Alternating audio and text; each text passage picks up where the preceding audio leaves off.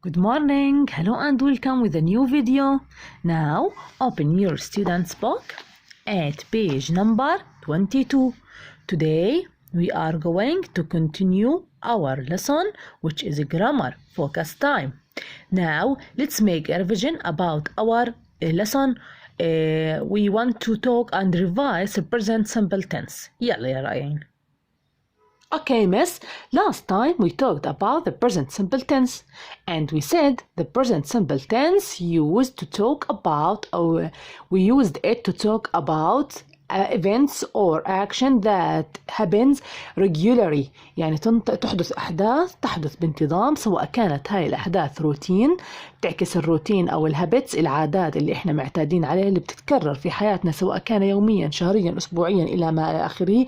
المهم إنها موجودة بحياتنا بطريقة منتظمة، أو سواء كان إحنا بنحكي عن حقائق علمية وهي الشق الآخر لاستخدام present simple tense. وحكينا يا رائعين عن شكل الزمن المضارع البسيط.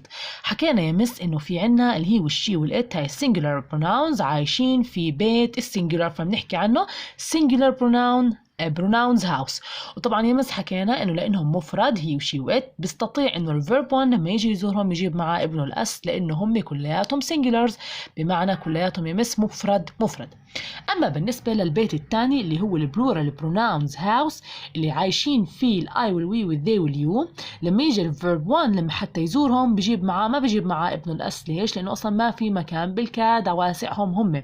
وحكينا يا مس اذا القاعده بتحكي لنا اذا كان في عندنا هي او شي او ات بنحط مع الفيرب 1 اس، مثل هي drinks، she sleeps، it مثلا eats. اوكي، باجي بحكي I visit، we clean، they ride، you watch TV. لاحظ يا مس أنا استخدمت verb 1 بدون اس. كتير سهل القاعدة. إذا عندي هي أو شي أو ات أو اسم مفرد مثلا ليلى، سلمى، دعاء، عمر، خالد، أي شيء، بحط verb 1 مع اس. أما إذا كان في عندي أحد ضمائر الجمع بحط verb 1 بدون اس. حتى لو كان في عندي اسم جمع بحط verb 1 بدون اس، مثل the boys، the girls، the students إلى آخره.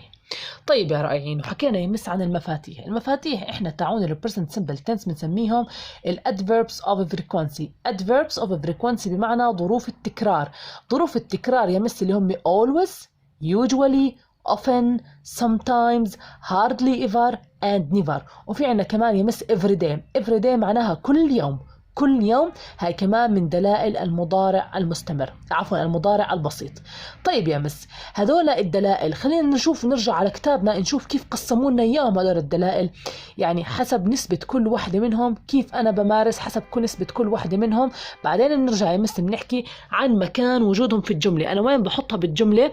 هاي الادفيربس اوف فريكوانسي اللي هم مفاتيح المضارع البسيط قبل ما اضع الفعل.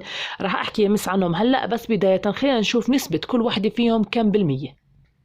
طبعا يا رائعين إذا أنتم ملاحظين يمس بكتابنا بالسيم بيج اللي هي بيج نمبر 23 حاكين لنا عن الادفيرب اوف فريكوانسي وكيف يعني كل واحدة نسبة الممارسة الفعل فيها. يعني أنا مثلا لما أحكي كلمة always، مثلا أنا باجي بحكي لك I always play football، أنا كل يوم بلعب كرة. كلمة always معناها يوميا، يعني يمس يوميا، يعني هذا الاشي يمس دائم عنده، إنه كل يوم بمارس هذا الاشي أو كل ساعة أو كل وقت أو كل، يعني المهم إنه هذا الاشي موجود 100%، يعني أنا ما بستغني عنه. فإذا كلمة always بتدل على إنه هذا الاشي دائما بصير معاي ونسبته 100%، يعني إنه موجود بحياتي بشكل دائم.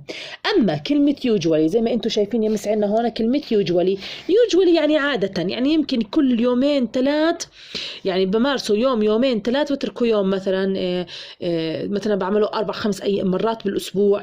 يعني هو usually يعني عادة، أنا متعود على وجوده بالحياة. باجي بحكي مثلا I usually go to عمان، يعني أنا عادة أذهب إلى عمان، يمكن بروح كل يوم أحد واثنين وثلاثاء وأربعة، مثلا الخميس والجمعة ما بروح.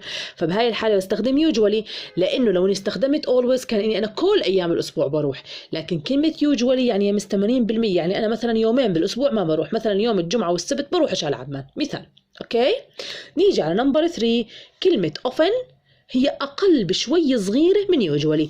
often بمعنى غالبا، يعني والله أنا غالبا بروح على عمان، يعني يمكن بروح 4 أيام بالأسبوع، 3 أيام ما بروح مثلا بروح بالسندي وماندي تيوزدي، مثلا ثيرزدي وفرايدي وساتردي ما بروح. فبهاي الحالة نسبة الحدوث الفعل 70%، يعني أقل بشوي من اليوجوالي. أما sometimes يا مس بمعنى أحيانا، يعني أنا بعمل هذا الإشي تمام بس مش كل يوم، مش كتير بالأسبوع، يمكن مرة بالأسبوع، يمكن مرتين بالأسبوع، مش أكتر. مثلا باجي بحكي لك I مثلا visits I مثلا sometimes visits my grandparents. I sometimes visit my grandparents، يعني أنا بزور أجدادي بس ما بزورهم كل يوم، يمكن لأنهم بعاد مش موجودين، أنا ما بدي أزعجهم كل يوم، مثلا إني أنا محافظة تانية بعاد عني. فبهاي الحالة يعني أنا كلمة sometimes بتدل على إني مثلا بزورهم بس بالويك إند، بس مثلا يوم الجمعة والسبت. فبهاي الحالة 50% فقط نسبة تحقق الفعل. أما بالنسبة لكلمة hardly ever يعني يا دوب، زي كلمة بالكاد يا دوب، يعني أنا تقريبا 10% بعمل هذا الفعل، 10% مثلا بلعب كرة قدم مرة بالشهر.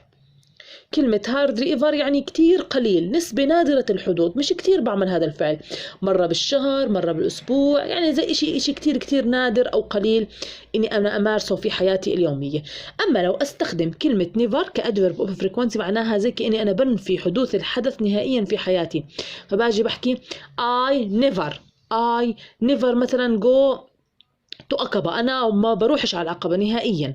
فنيفر يمس بتدل على عدم حدوث الفعل نهائيا. أوكي، إذا يمس هاي النسب الحقيقية بالنسبة للمية لحدوث الأدفيرب أوف فريكوانسي اللي أنا بعمل فيها الفعل من خلالها. أوكي، خلينا نرجع على اللوح يمس لحتى أشوف أنا وين بستخدم هاي الأدفيرب أوف فريكوانسي، وين موجودة، وين بحطها بالنسبة لموقعها بالجملة. نرجع يمس على الادفيربس اوف فريكوانسي اللي هي ظروف التكرار. ظروف التكرار بعد ما احط الفاعل اللي هو ممكن انه يكون هي او شي او ات، ممكن يكون I we they you، ممكن يكون اسم سواء كان جمع او مفرد، بحطه بداية في اول الجملة. تمام، بعدين يمس ايش؟ بحط الادفيرب اوف فريكوانسي على طول بعد ما اكتب I او we او they او you، او اكتب سلمى او ليلى او البويز او الجيرلز، اي فاعل بحط ايش؟ وحده من ظروف التكرار، بحط always usually never hardly ever often اللي انا بدي احكي عن نسبتها في حياتي. اوكي، بعدين بحط الفيرب 1 سواء كان مع اس او بدون اس حسب الضمير الموجود عندي، اذا هي او شيء او ات راح احط فيرب 1 مع اس، I we they you زي ما حكينا سابقا يا رائعين، وفيرب 1 without us. بعدين هاي النقاط معناها الكومبلمنت اوف ذا سنتنس، تكملة الجملة. خلينا ناخذ مثال، مثلا شوف يا مس هاي الأولى they always wear helmets، هم دائما يرتدون القبعات، بجوز هم بيشتغلوا بالشمس فكل يوم بيلبسوا القبعات قبل ما يطلعوا. فلاحظ يا مس انه كلمة always استخدمتها وضعتها قبل الفعل على طول. دائما يا مس انتبهوا انه انا بحطها ما بين شغلتين، بحطها ما بين السبجكت والفيرب، السبجكت والفيرب بالنص بحطها، يعني ما بين السبجكت والفيرب، يعني قبل الفيرب، دائما هي موجودة قبل الفيرب. إذا they always wear helmets. هنا ما حطيت أسمع الفعل، ليش؟ لأنه أنا عندي they. وهي usually drinks coffee، شوف وين حطيت usually؟ قبل الفعل، قبل الفعل وبعد السبجكت بالنص يا مس بيناتهم.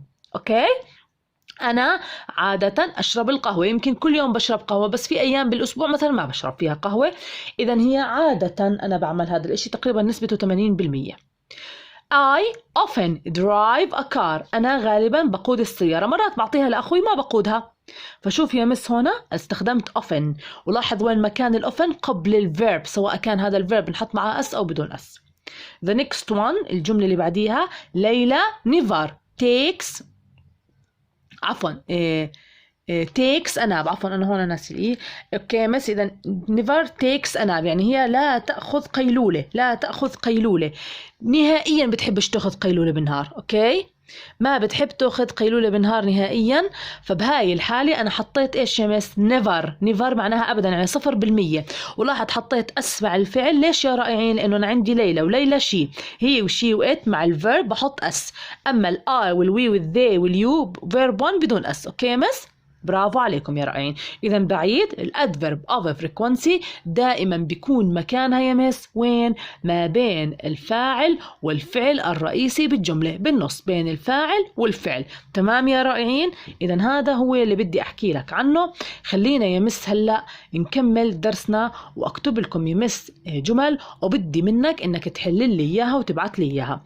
إذا برجع بعيد درسنا، لأني أنا بكرة إن شاء الله رح أشرح لكم طريقة إيش السؤال، كيف أنا بعمل سؤال بصيغة المضارع البسيط؟ كتير كتير سهل. خليني أعد لك يا مس درسنا اليوم إشي بسيط كتير اللي هي الادفيربس اوف فريكوانسي، بمعنى ظروف التكرار. وين بحطها بالجملة؟ أول إشي يا مس أنا حكيت البريزنت سمبل المضارع البسيط، إذا كان عندي هي أو شي أو إت بحط مع الفيرب 1 اس لأنه في لهم وسع. I we they you فيرب 1 بدون اس لأنه يا مس ضمائر جمع، ما بوسع إنه الفيرب 1 لما يجي يزورهم يجيب معاه ابن الاس. وحكينا يا مس عن ظروف التكرار اللي هي always و usually و often و sometimes و hardly ever و never. اوكي مس؟ هدول حسب نسبهم الموجودة عندي بالكتاب، أنا زي ما بدي يا مس بكتب، بمارس الفعل بالطريقة اللي بتريحني، سواء كانت يوميا أسبوعيا عادة غالبا، يعني حسب ما بدي أنا بكتب الجملة، بستخدم فيها ظرف التكرار اللي بيناسبني، يعني حسب أنا ما بعمل الفعل. أما بالنسبة يا مس لموقع هاي ظروف التكرار فأنا بضعها دائما ما بين الفاعل والفعل الرئيسي بالجملة، بحطها بالنص ما بين السبجكت وما بين الفيرب 1، سواء كان معاه اس او بدون اس او بدون اس. اوكي مس؟ اذا بعيد، بحط adverb of frequency بالنص ما بين الفاعل والفعل الرئيسي، سواء كان هذا الفعل معاه اس او بدون اس. انا بحط اس معاه اذا كان في عندي هي او شي او ات، بدون اس اذا كان في عندي I we they you. اوكي يا رائعين؟ اما اذا كان في عندي كلمه everyday فهي دائما بتنحط باخر الجمله، بتريحني باخر الجمله، لا بتنحط بالنص ولا شيء، بتنحط باخر الجمله كلمه everyday. اوكي؟ اذا يا مس هلا بدي اكتب لكم تمارين وبتحلوا لي اياها يا مس وبتبعتوا لي اياها. كتير كتير سهله هاي التمارين اللي انا بدي فيها الفيرب 1 مع اس او بدون اس، وين لازم تحط ظرف التكرار الصحيح. اوكي يا رائعين، هذا الاكسرسايز كتير كتير سهل، بامكاني ارجع للكتاب لحتى اعرف كيف بدي احله. هلا يا مس انا حاطط لك بالفراغ نسبه، انت بدي اياك لو سمحت بالفراغ بدل النسبه هاي تعبي لي اي وحده من adverbs of frequency الصحيحه. نمبر 1 I play tennis نسبه 80%. يا ترى اي وحده بستخدم always ولا usually ولا often ولا sometimes؟ انت رائع وبتعرف زي ما حكينا اليوم بالفيديو شرحنا، وموجود طبعا بكتابنا في صفحه 23. نمبر 2 هي نسبة 50% يعني 50% eats burger، يعني كل كم باكل برجر؟ مش كتير.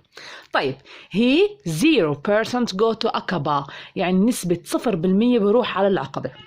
و 100% drink milk، بيشربوا حليب، نحن نشرب حليب تقريبا يعني كل يوم، يعني هذا الاشي دائم.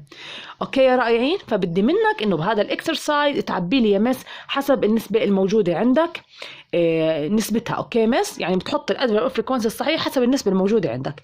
يعطيكم الف عافية وشكرا للاستماع يا رائعين.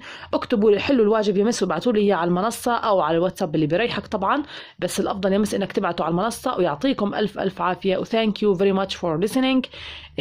وراجعوا الفيديو يا مس لحتى تعرفوا النسب الصحيحة والحقيقية لكل adverb of frequency.